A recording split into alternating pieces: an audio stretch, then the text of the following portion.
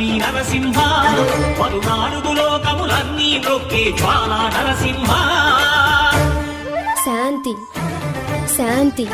మనుషుల్లో ఈ వికృత ఘోష లేకుండానే కళ్యాణ నరసింహుడు ఇక్కడ వెలసింది.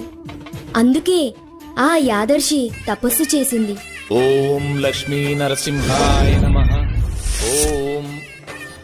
ధన్యోస్మి మహాదేవ. యాదర్శి మహాముని స్వామి, నీ తపస్సుచే పునీతమైన ఈ క్షేత్రం యాదగిరి గుట్టగాను, శ్రీవారు శ్రీ యాదగిరి నరసింహస్వామిగాను కొలువబడతారు. మహాప్రసాదం.